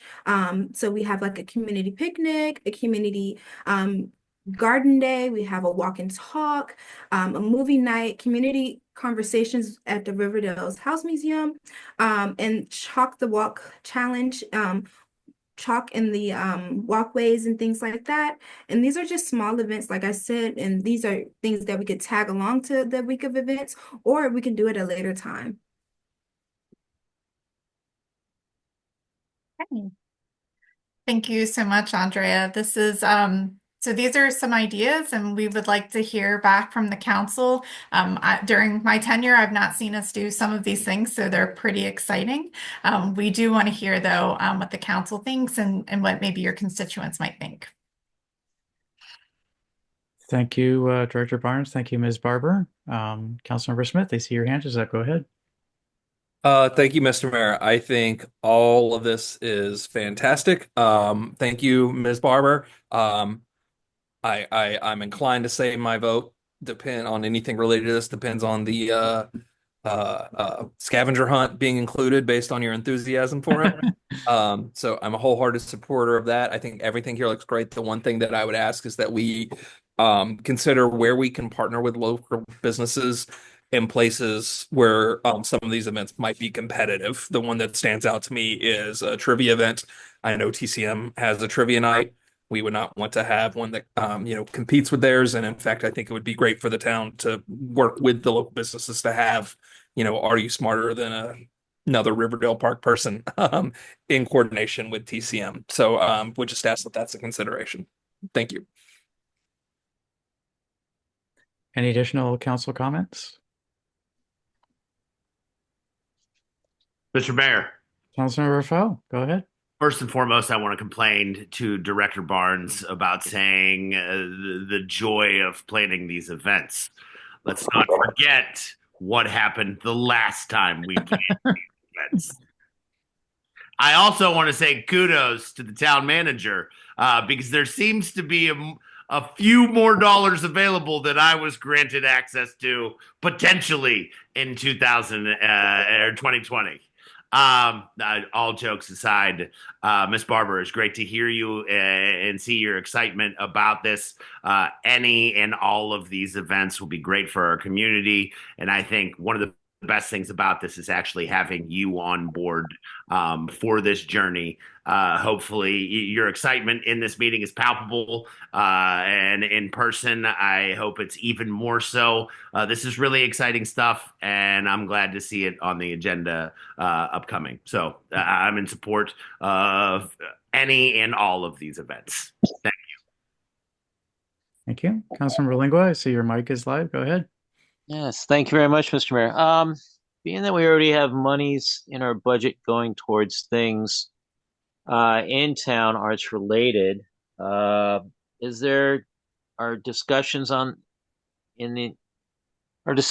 happening that with Riversdale, with the music at the mansion, with Town Center Market, with their summer concert patio series, their summer patio concert series, pardon me, as well as with Hyattsville CDC with the arts initiative that we put, I think, is it 10 or 12 and a half grand into each year for art in town?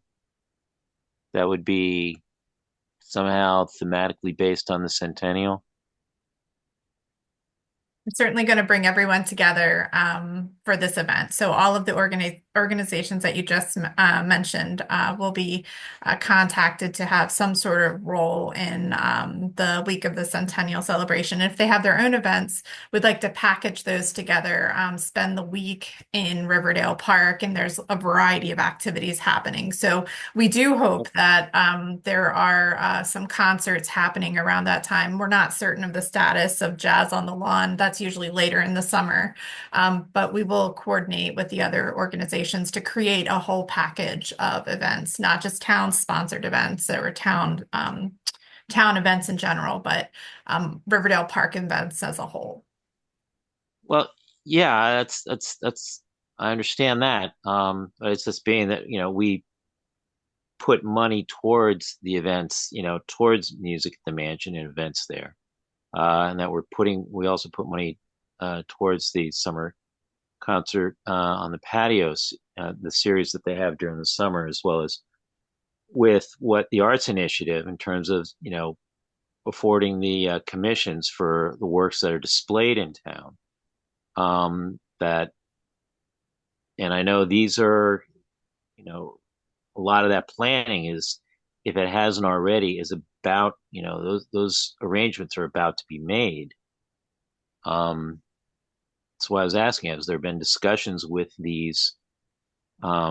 with folks over at Town Center Market, with the folks over at Riversdale, and with the Hyattsville CDC about looking at events that are related to the centennial, be it musicians who are in town here who could possibly play at one of the two things, be it artists in town here being encouraged to submit for the arts initiative for the art in town. I mean, if we're going to be highlighting Riverdale Park for the 105th centennial and celebrating the town, it would seem a logical choice to really use these avenues that we are putting taxpayers' money towards to do just that. Got it. And we agree with you, sir. We'll make sure we do that. I think the open question that we have for this evening is which week the council would like to see this occur. But staff will definitely follow what you're saying, Councilmember Lane. And as I was saying, as what's being said, this is something that's going on throughout the year. So I don't see this as happening any one specific week. I mean, installation on the art pieces happen at a certain time. Yep. That's when it happens. There are 3 dates where they have music at the mansion during the during the summertime. I think it's in June, July, and August. And actually, I think they have 6 dates. Pardon me. The numbers escaping me. I remember it being 6.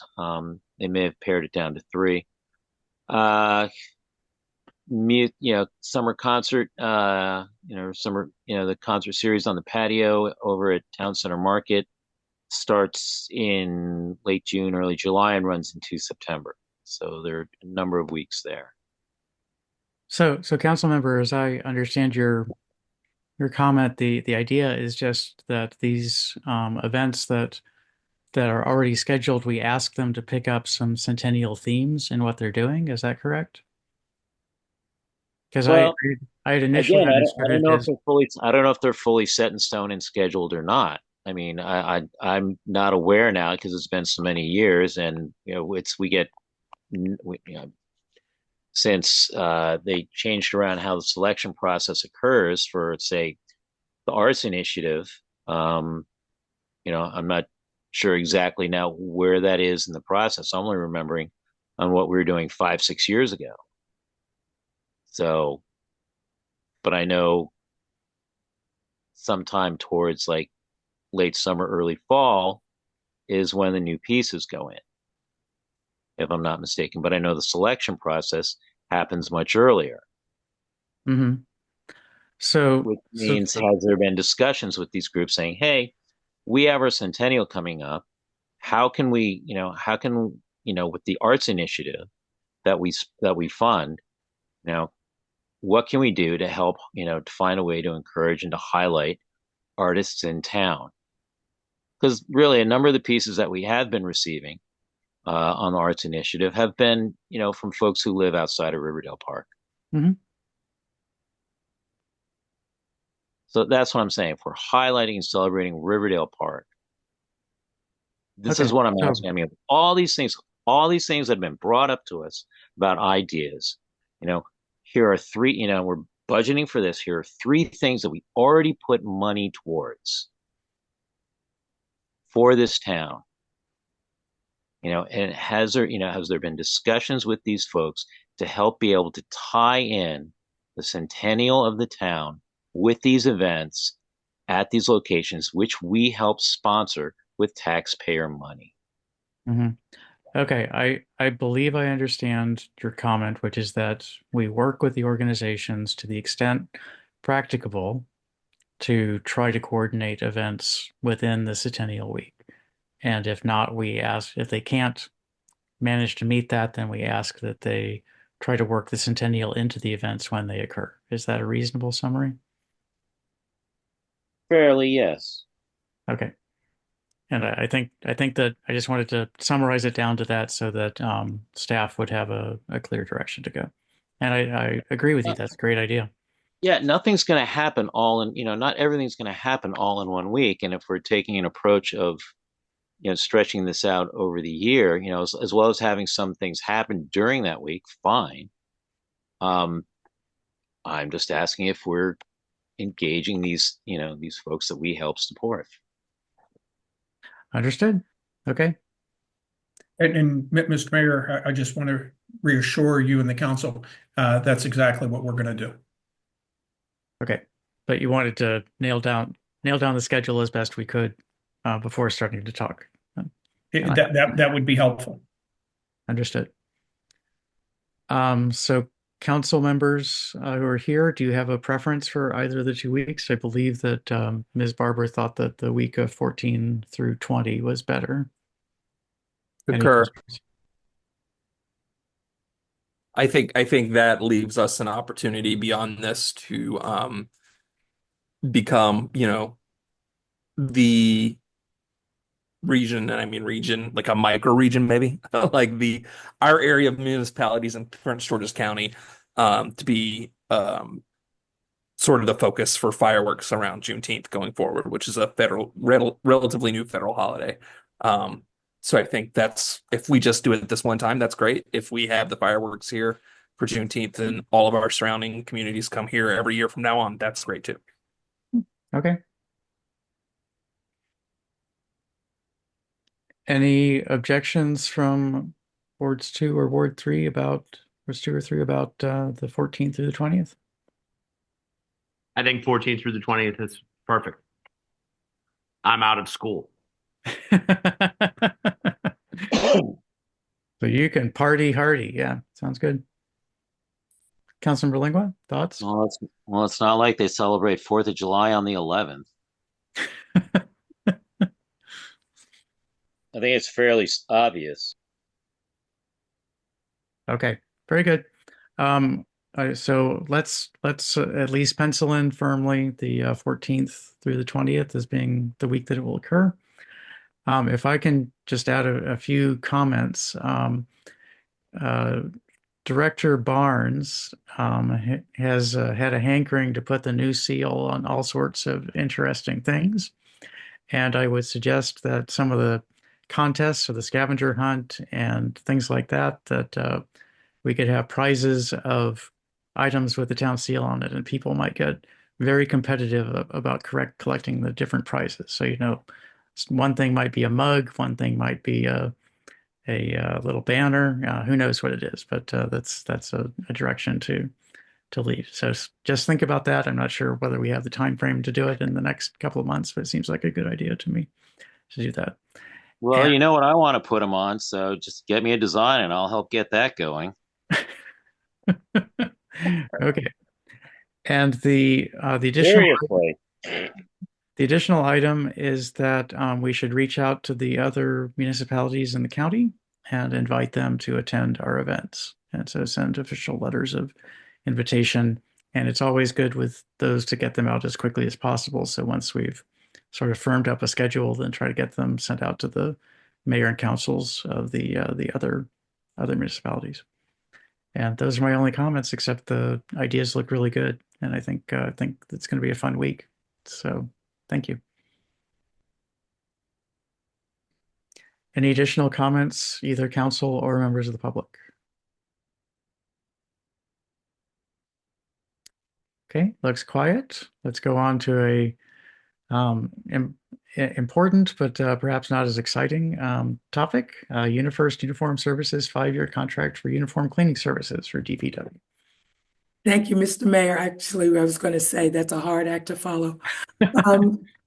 Good evening again, everyone. No action is being requested on this item this evening. Instead, I'd like to brief the mayor and council on the proposed 5-year contract with UniFirst Services. It's DPW's uniform provider through the Sourcewell Cooperative Purchasing Agreement.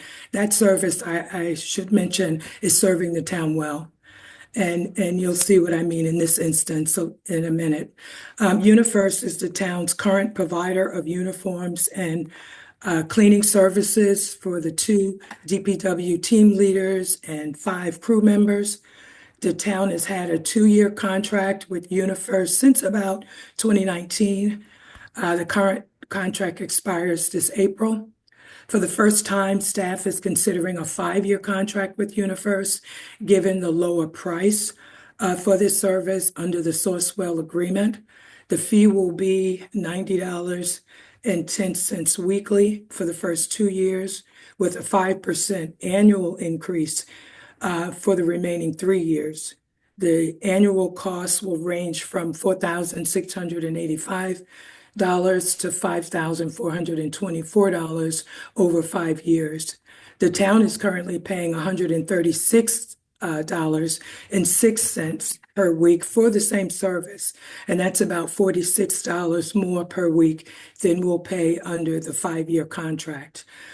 The budget for this in the DPW operating side of things is $6,500 per year. This budget will certainly cover the annual cost of this agreement. And with that, I'll take questions. Thank you. Thank you, Director Lewis. Are there questions for Director Lewis? Mr. Mayor, Councilmember Smith, go ahead. not a question, just thank you, Ms. Lewis, for bringing this to us. The way things are going with pricing right now, makes sense to lock something in for 5 years, especially when it saves money immediately. That's a pretty solid percentage of $40 per week. So thank you, Ms. Lewis. Thank you. Any additional council questions or comments? Any public questions or comments? Okay, as I usually do, just want to make sure that any such contract has a escape clause should the quality of the service drop below certain metrics. And I know you guys are quite good at doing that, so just wanted to make sure to remind you. Thank you. Okay, if there's no more discussion of that, then that brings us to minutes under work session discussion items. And as usual, please read the minutes. Please correct the things you said if there's any mistakes, because it's history. And I can tell you that I have gone back and read some old minutes and used them for framing future discussions and future issues. So please be careful and take care. That brings us to unfinished business. There's nothing on the unfinished business specifically listed. Are there any items of unfinished business that council wants to discuss?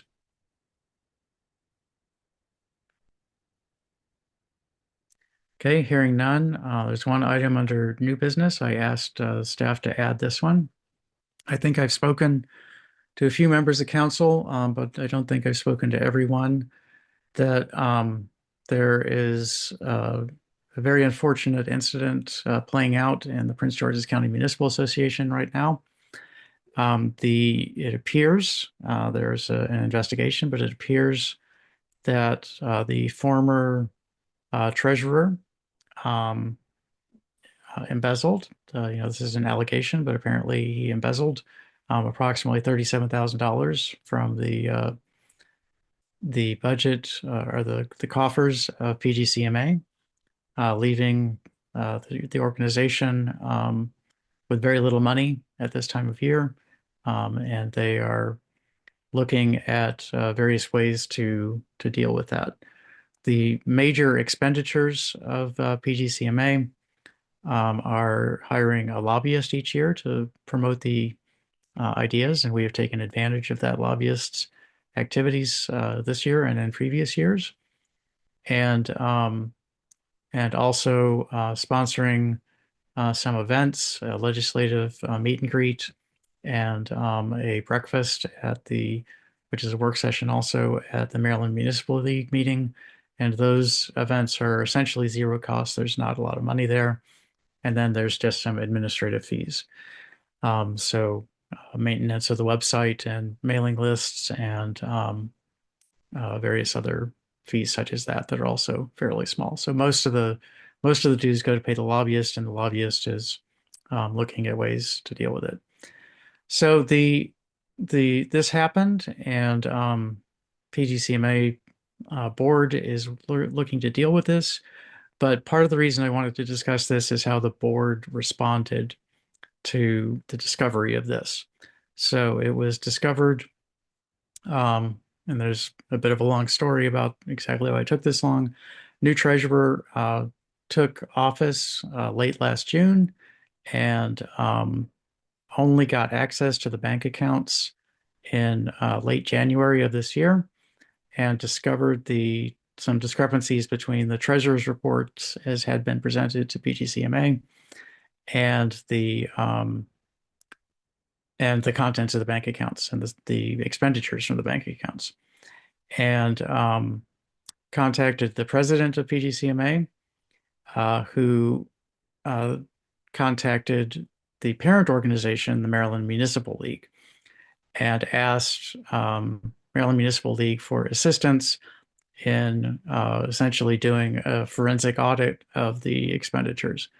And that took several days, at which time MML, Maryland Municipal League, just in case you didn't catch that, referred the matter to the state's attorney. So they believed they had found enough evidence of a crime that they referred it to the state's attorney. And it was around the same time that the board of directors of PGCMA was informed of this. And it was sort of a 10-day delay, including 2 weekends, one of them a holiday weekend, where the president and the treasurer tried to discern what was going on, then pulled in MML, and then the board was informed sort of 5 or 6 days after MML determined that there was an issue and determined that it needed to be referred. And I think actually the determination by MML was maybe on a Friday, and the board was informed on Sunday. But I have a timeline, but I don't have it in front of me right now. And in response to this, for reasons that I don't fully understand, the board of PGCMA voted to remove the president who had discovered the problem from her position, and the vice president would move up to be the acting president, as happens in PGCMA, that the vice president becomes the president automatically, as long as there's a single vote. So I still don't understand that. I still don't have a good explanation, and I just wanted to let the council know that this was going on. There were special elections to fill the empty vice president slot, and also to fill an empty slot on the board. The prior treasurer had been a board member and resigned from the board on March 6th. And those two positions, there was an election that concluded over the last weekend. I don't have the results from that, but it may be in my email inbox right now that I don't have much access to. And so that's all. And so I don't have any recommendations, but I wanted to state what I'd learned. Oh, one other detail, the same person was treasurer for PGCMA, and for many years before that, for the Maryland Mayors Association. Maryland Mayors Association seems to have the same financial irregularities that happened in PGCMA, but I have fewer details on that. We also pay some dues to MMA, about $100 a year. The amount we pay to PGCMA is, I believe, $700 or $800 per year. And with that, I'll take any questions that any members of the council or public have.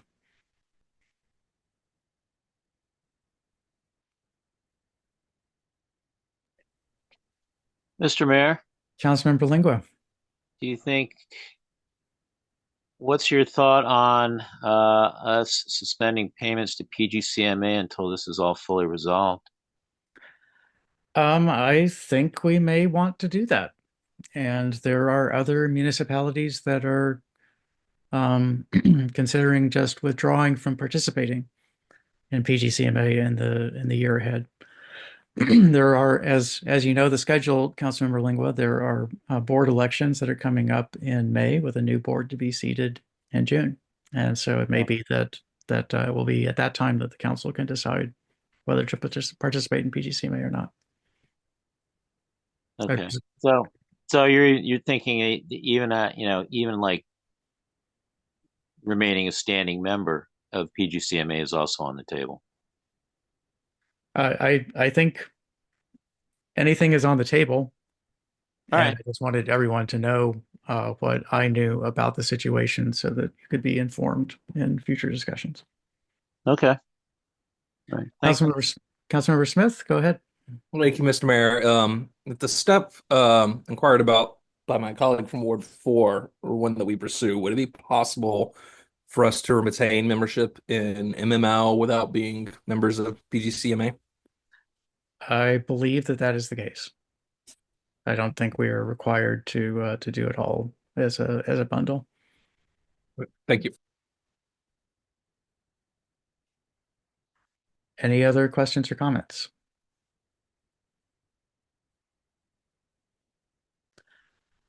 Okay, any other items of new business?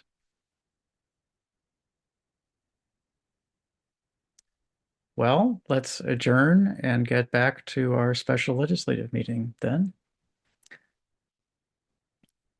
And so we are resuming the special legislative meeting at 9:44 p.m.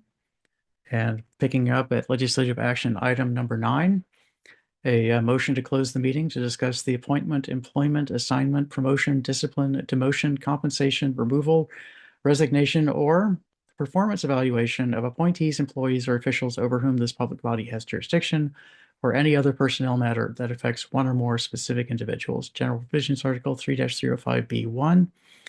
And the person with the activity of this closed meeting will be to discuss the performance evaluation of the town manager, Mr. John Listician. And so may I please have a motion? And if you can hold on for just a moment, I need to take careful notes so I can fill out the form when we get there. So who would like to make a motion? So moved. Seconded. Motion made by Smith, seconded by Foe. Is there any discussion of the motion?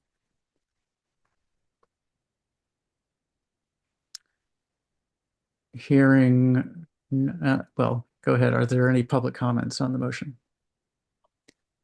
Hearing none, seeing none, I'll do a roll call vote. Councilmember Smith. Aye. Councilmember Foe. Aye.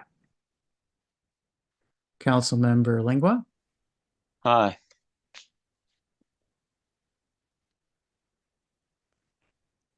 And I will abstain. And absent are council members Inyang, Mejia, and Calon. Let me see if there's anything else I need. Meeting started. We'll start at 9:46. And that is all I need. This meeting is now closed, starting at 9:46 p.m.